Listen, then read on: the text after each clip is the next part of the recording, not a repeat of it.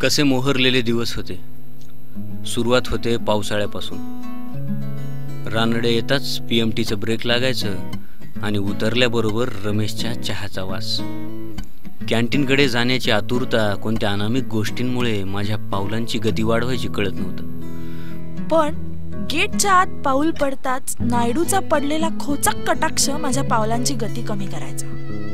कॅन्टीनकडे वळण्याचा विचार येण्या अगोदर लायब्ररीत जाऊन 4 पानं चाळावीत असं वाटायचं।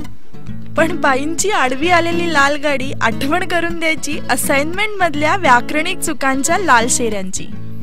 तेवढ्यात येवलेकर सरांचा चेहरा आश्वासक वाटायचा। जाऊ दे, निवांतपणे एक कप चहा घेऊ। कॅन्टीन मधल्या खुर्च्या मनात एवढं काय घर करून जायच्या की राजकारणातल्या खुर्च्यांचा विसरच पडायचा।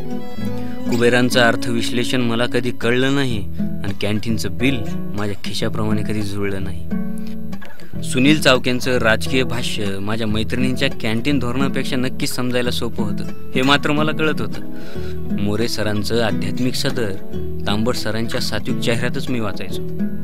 तरीही लायब्ररीत का जायचा असा प्रश्न मला पडला नाही, कारण भविष्यातील युगलांच्या निर्मिती प्रक्रियेचा मी नकळतपणे साक्षीदार व्हावा असं नियतीला वाटत असावं।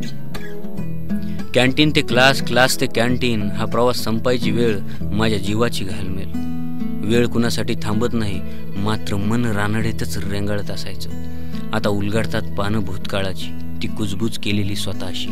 मी घट्ट धरून बसतो त्याच धुंद क्षणांना, तेथेच रमलेल्या वेड्या मनांना। मात्र आता विरत चाललेत हे सहवासाचे क्षण, अंकुरतील विरहाचे कोंब। आता आठवणीच्या आषाढाने तर कहरच केलाय।